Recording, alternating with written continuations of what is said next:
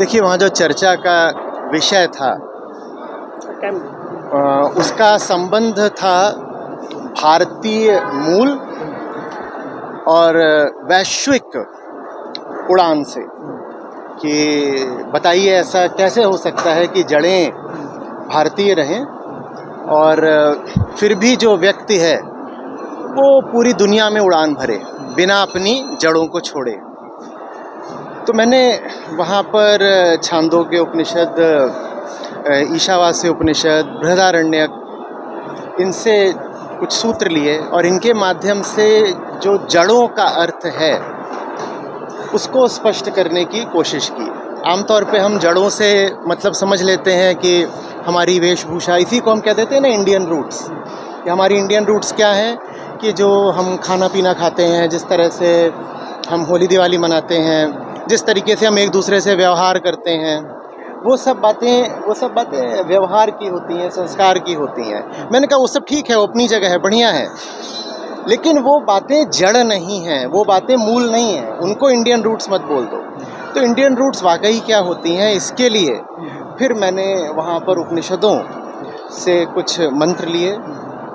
विशेषकर मैंने बात की असतो माँ सद्गमय और तमसो माँ ज्योतिर्गमय मृत्यु और माँ अमृतम गमय कि देखो यहाँ पर भी आपको एक गति दिख रही है, मूवमेंट दिख रहा है। जैसे आप बात कर रहे हैं कि हम पंख लेके उड़ान भरना चाहते हैं, उसमें गति है, वैसे यहाँ भी आपको एक गति दिख रही है ना। वो गति क्या है? असत से सत की ओर जाने की गति, मृत्यु से अमरता की ओर जाने की गति और तमस से प्रकाश की ओर जाने की गति दिख रही है ना। मैंने कहा ये असली गति, और इससे आपको पता चलता है कि इंडियन रूट्स बोलते किसको हैं। ये है आत्मज्ञान, भीतरी अंधकार से प्रकाश की ओर जाना, ये है भारतीय जड़।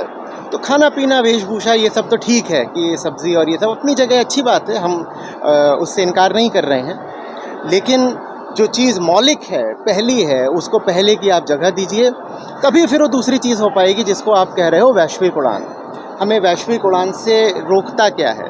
हमें रोकता ये है कि हम उड़ते नहीं, हम दौड़ते हैं। एक आदमी भारत से उठ करके लंदन पहुंच जाए कि शिकागो पहुंच जाए, वो अभी भी अपने भीतर कामनाएं तो वही रख रहा है ना जो दुनिया में किसी भी और व्यक्ति की होती हैं। जगह बदल गई है, अंतःस्थल थोड़ी बदल गया है। और जब भीतर से आप नहीं बदलते हो तो आप अपनी ही आयाम में चल तो सकते हो, उड़ नहीं सकते। और संसद में बात हो रही थी उड़ने की, मैंने कहा नहीं, देखिए आप बहुत तेज़ भी चल सकते हो लेकिन फिर भी रहोगे अपनी आयाम में, अपनी ही एक सपाट, एक क्षैतिज, हॉरिजॉन्टल आपकी गति होगी। उड़ने के लिए तो आपको ये समझना पड़ेगा कि कौन सी चीज़ है आपके भीतर जो आपको उठने नहीं दे रही है। भीतरी तौर पर अहंकार ने किन मान्यताओं को पकड़ रखा है, किन विषयों को पकड़ रखा है, कौन सी कहानियाँ बांध रखी हैं, कौन सी उम्मीदें, स्मृतियों का क्या बोझ उठा रखा है जो उसको उठने नहीं दे रहा है। और जैसे जैसे आप अपने भीतर देखते जाओगे वैसे वैसे आप पाओगे कि आप वाकई ऊपर उठ पा रहे हो, ग्लोबल विंग्स आपके लग गए हैं। तो ये मेरा संदेश था और ये मैंने उपनिषदों के माध्यम से दिया। लंदन क्लाइमेट एक्शन वीक अभी चल रहा है, लेकिन इस बीच आप भारत आ गए हैं और आज जो भारत आए वक्त आप IGI एयरपोर्ट पे खड़े हैं, ये बहुत ही महत्वपूर्ण दिन है क्योंकि डबल इंजन की सरकार दिल्ली में और मोदी के बीच में आज इन्वायरमेंट को लेके पूरे इंडिया और दिल्ली में खास तौर से सारे केंद्रीय मंत्री सफाई अभियान में लगे हुए हैं। कला संस्कृति की बात कर रहे हो, बहुत इंपॉर्टेंट दिन आप लौटे हैं। फिर आपको और कौन कौन से देशों में जाना है और आज के विषय पे आप थोड़ा सा बताएं। देखिए, क्लाइमेट की बात मैंने वहाँ पर खूब करी, और जब क्लाइमेट का मुद्दा आता है और उसको मैं नॉलेज ऑफ द सेल्फ और मास एजुकेशन ऑफ द सेल्फ, आत्मज्ञान से जोड़ता हूँ तो पश्चिम सुनता है। इसमें कोई पश्चिम का बड़प्पन नहीं है, ना इसमें हमको उन्हें बहुत क्रेडिट देने की ज़रूरत है। वो इसलिए सुनते हैं क्योंकि ये समस्या भी उन्हीं की खड़ी की हुई है। ये जो ज़िंदगी का एक मॉडल है जो कहता है कि खुशी के लिए, हैप्पीनेस के लिए जियो, और खुशी तुमको कैसे मिलेगी? और ज़्यादा भोग कर, और ज़्यादा संसाधन जलाकर, और ज़्यादा कंज्यूम करके। ये मॉडल भी तो उन्हीं का दिया हुआ है ना। अब वो इस मॉडल की बिल्कुल सीमा पर पहुंच गए हैं और आगे जा ही नहीं सकते, तो अब वो बेबस खड़े हैं, बिल्कुल बेबाक। तो अब जब कोई जाता है और उनको बताता है कि जो तुम करना चाहते हो तो तुमने सब करके देख लिया और आगे का अब तुम कुछ कर भी नहीं पा रहे हो, अब आगे के लिए वही प्रयास कर रहे हैं कि हम ऐसी टेक्नोलॉजीज़ लेकर के आएँ जो कार्बन कैप्चर कर लें, या कि एमिशन जिसमें कम होता हो, ग्रीन एनर्जी पैदा हो जाए, पर उसमें कुछ खास होता दिखाई नहीं दे रहा है। तो चूंकि अब वो फंस गए हैं, इसलिए जब मैं जाता और उनसे कहता हूँ कि तुम्हारी दिशा ही नहीं, तुम्हारा आयाम ही गलत है, क्योंकि जिसको तुम एमिशंस की समस्या समझ रहे हो वो वास्तव में चेतना की समस्या है। वो एमिशंस प्रॉब्लम नहीं है, वो कॉन्शियसनेस प्रॉब्लम है। तो फिर पश्चिम उस बात को सुनता है। अब भारत में क्या है अभी कि जो मैं बोल रहा हूँ तो 15 साल से बोल रहा हूँ, पर सुनने की कमी उस बात की इसलिए है क्योंकि भारत उसी रास्ते जाना चाहता है जिस रास्ते पश्चिम गया, और पश्चिम को असफलता मिली है, पश्चिम फंस गया है। पश्चिम फंस गया है तो जो बात मैं वहाँ कहना चाह रहा हूँ मुझे सुन रहा है, पर भारत कह रहा है अभी तो हमें बहुत भोग कंजम्पशन करना बाकी है, वेस्ट में इतना ज़्यादा कंजम्पशन होता है, अभी तो हमें करना बाकी है। तो भारत अपेक्षितया कम सुनता है उस बात को। भारतीय कहता है अरे अभी हमने भोगा ही क्या जो आप हमारा भोग छुड़वा रहे हैं। जिन्होंने असली कंजम्पशन कराया जाके उनसे कहिए ना हम करें, हमें तो अभी और करना है और करना है। नहीं, ये रहा ठीक नहीं है। पश्चिम ने सुनने में देर कर दी, पर वो कम से कम अभी सुन रहा है। मैं नहीं चाहता भारतीय होने के नाते कि भारत ही मेरी बात सुनने में देर कर दे। पर पश्चिम जाने वाले, फॉरेन जाने वाले जितने भी गुरु हैं, आचार्य हैं, वो लौट के नहीं आते, आप कैसे लौट आए? इनके लिए ये सब क्या है, कैसे नहीं लौट के आऊँगा। ये इतनी गर्मी में ये मेरे पसीने देख रहे हैं, ये छोटे बच्चे, और वो एक तो और एकदम छोटा था, कहाँ चला गया, ये सब यहाँ पर खड़े हुए हैं, तो वापस तो मुझे आना पड़ेगा ना। लेकिन जिस तरीके से आप वेदांत को लेके पिछले कई सालों से लगातार धुआंधार प्रचार कर रहे हैं, हमारे इंडिया में इस लोगों को नहीं समझते, लेकिन आप जिस जगह भी पार्लियामेंट में गए वहाँ लोगों ने समझा, और कौन कौन से इंटरनेशनल स्टेट में आप जा रहे हैं यही चीज़ समझाने? अभी तो मैं करीब 10 दिन बाद वापस यूके ही जा रहा हूँ, ब्रिटेन ही जा रहा हूँ, और ब्रिटेन के अलावा इस दौरे पर किसी और देश में गाने का कार्यक्रम नहीं है।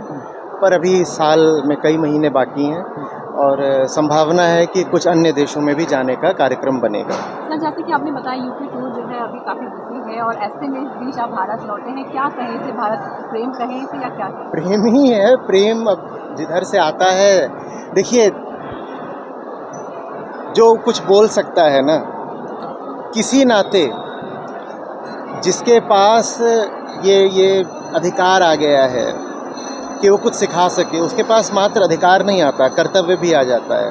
और कर्तव्य ये होता है कि जो अब सुनने सीखने को तैयार है उसके प्रेम की उपेक्षा मत कर देना।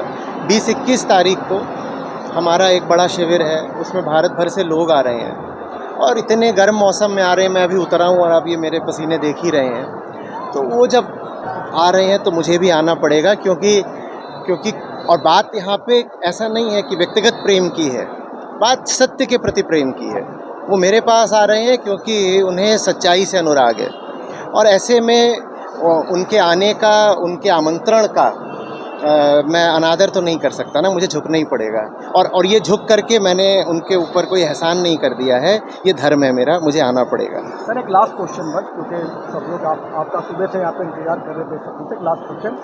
आप जब पार्लियामेंट में आपका जब वहाँ पे स्पीच हुआ, जिस तरीके से युद्ध को लेके पूरे देश और विश्व में जो भारत की रणनीति को लेके कोई आपसे चर्चा हुई, युद्ध को लेके खास तौर से मोदी जी की जो डिप्लोमेसी है वो एक बहुत ही अग्रेसिव रही, इस पर कोई चर्चा हुई? देखिए, राजनीतिक चर्चा तो बिल्कुल ही नहीं, क्योंकि मेरा संबंध राजनीति से नहीं, राजनेता से है। राजनेता माने जो भीतर हम सबके बैठा है और राजनीति करना चाहता है। और राजनीतिज्ञ भी वहाँ मुझसे मिले, सांसद थे, बैरन्स थे, लॉर्ड्स, पार्लियामेंटेरियंस, ये लोग भी मिले, लेकिन मैं उनसे वैसे ही मिलता था जैसे किसी भी आम इंसान से मिला जाता है। देखिए, क्या होता है ना, जब सत्ता आ जाती है हाथ में तो सत्य सुनना अक्सर मुश्किल हो जाता है। इसीलिए मैं साधुवाद देता हूँ उन सत्ताधारियों को जो आ करके सुन पाए। सत्ता हाथ में आते ही सत्य सुनना मुश्किल इसलिए हो जाता है क्योंकि अहंकार जैसे हर चीज़ को विषय बनाता है ना अपना, मेरे पास दौलत है, मेरे पास पैसा है, मैं ज्ञानी हूँ, मेरे पास घर है, वैसे ही वो सत्ता को, पद पदवी को भी अपना विषय तो बनाएगा ही, और अपना विषय बना करके वो आघाता है, फूलता है। तो ऐसे में जब अहंकार के विगलन की बात आती है और कहा जाता है कि जो विषय तुमने पकड़ लिया है, सत्ता, ये विषय तुम्हें पूर्णता नहीं दे पाएगा। और तुम राजनेता बाद में होगे, पहले तो इंसान हो, तुम्हें भी अपने जीवन में पूर्णता चाहिए, शांति चाहिए, और वो तुमको किसी भी तरीके से नहीं मिल सकती दुनिया में, किसी को भी, बात नेता की नहीं, किसी भी व्यक्ति को तो सत्ता के माध्यम से भी नहीं मिलेगी। तो ये बात आमतौर पर राजनेता सुनते हैं तो थोड़ा घबरा जाते हैं, उन्हें असुविधा हो जाती है। तो ऐसे में मुझसे लोग वहाँ पर आकर मिले, राजनेता मिले और सत्ता के लोग भी मिले, तो मैं इसमें उनकी प्रशंसा करता हूँ। भारत में भी लोग आते हैं, मिलते हैं, हर दिशा से लोग आते हैं। आचार्य जी, आप 15 वर्षों से लगातार वेदांता की जो है लोगों को समझा रहे हैं, लेकिन पश्चिमी देश जो जिनकी सभ्यता का हम लोग विरोध कर रहे हैं, यहाँ पे युवा और राजनेता भी, वहाँ पे लोग समझने को तैयार हो गए हैं, वहाँ पे लोग समझने लग रहे हैं। भारत जहाँ से पे इसकी जड़ें हैं, वहाँ पे लोग अभी नहीं समझ पा रहे हैं, युवा नहीं समझ पा रहा है। तो इसके लिए आप क्या मानते हैं, किसको दोषी मानते हैं? क्या जड़ें कमज़ोर हो गई? पश्चिम नहीं, जड़ें कमज़ोर क्या, जड़ें तो देखिए, अगर हम आत्मज्ञान को जड़ कह रहे हैं, अगर हम वेदांत को जड़ कह रहे हैं, तो वेदांत कभी कमज़ोर नहीं हो सकता। बात जड़ों के कमज़ोर होने की नहीं है, बात यहाँ पर मनोवैज्ञानिक तल की है। पश्चिम सैचुरेशन पर पहुँच चुका है, वो जो कुछ कर सकते थे उन्होंने कर लिया है, तो अब वो अटक गए हैं। अब वो जाकर के एक ऐसी जगह खड़े हो गए हैं जहाँ से कोई राह उन्हें आगे जाती दिखाई नहीं दे रही है। तो इसीलिए जो उनका विश्वास है अपनी ही जीवन पद्धति पर और अपने ही सार्वजनिक दर्शन पर, वो थोड़ा हिला हुआ है। जब हिला हुआ है तो सुनने को तत्पर हुए हैं, अपने ही स्वार्थ की खातिर से ही, पर अब वो सुनना चाहते हैं, क्योंकि उन्हें दिख रहा है कि जिस रास्ते पर वो चले थे वो रास्ता तो अब एक अंधेरी जगह जाकर बंद हो गया है। भारत में क्या है कि अभी ये उम्मीद है कि हम भी अमेरिका जैसे बन जाएंगे और दुबई जैसा भोग करेंगे तो जीवन में आनंद ही आनंद छा जाएगा। मैं बार बार समझा रहा हूँ, अष्टावक्र गीता कहती है आशा ही परमम दुखम, कि जिस आशा का तुमने परीक्षण नहीं किया, परखा नहीं, वो परम दुख ही देगी।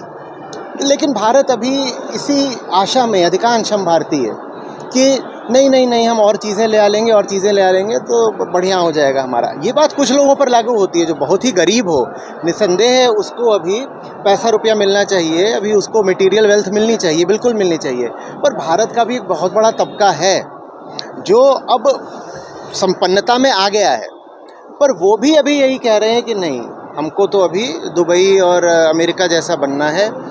ये इस आशा का खोखलापन हम जब तक नहीं देखेंगे तब तक हमारे भीतर का खोखलापन मिटेगा नहीं। Thank you sir.